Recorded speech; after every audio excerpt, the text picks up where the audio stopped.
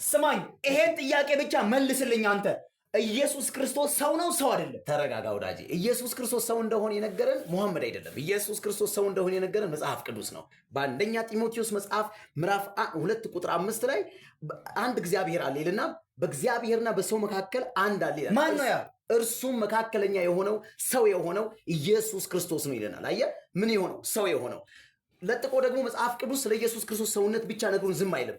በዮሐንስ ወንጌል መጽሐፍ ምዕራፍ 13 ቁጥር 13 ላይ እናንተ ጌታና መምህር ትሉኛላችሁ እንዲሁ ነኝና ምን መልካም ትላላችሁ። አየህ፣ ምን ሲሆን ጌታና መምህር ትሉኛላችሁ። ይሄን እኮ ሰዎቹ ነው ያሉት። ታዲያ ኖ ኢየሱስ ሰዎቹ ኢየሱስን ምን አሉት?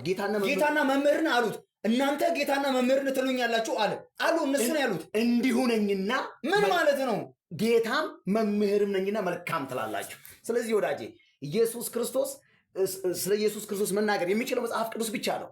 ሙሐመድም ሰባሊዮስም አሪዮስም ስለ ኢየሱስ የተናገሩት ነገር እዚህ ግባ የማይባል ነው። እሱ ደግሞ የስተት ትምህርት ይባላል። የስተት ትምህርት ደግሞ ፍጻሜው ጨለማና ሞት ነው። ወዳጄ ኢየሱስ እርሱ ጌታ ነኝ ሲል መለኮት ነኝ እያለ ነው።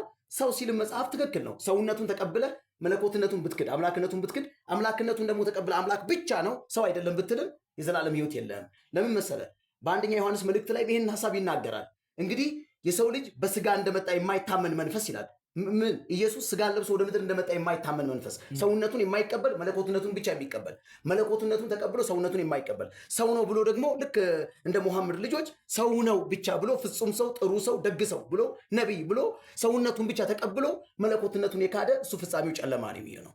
ስለዚህ ኢየሱስ ክርስቶስ ትላንትናም ዛሬም እስከ ለዘላለም ያው ነው።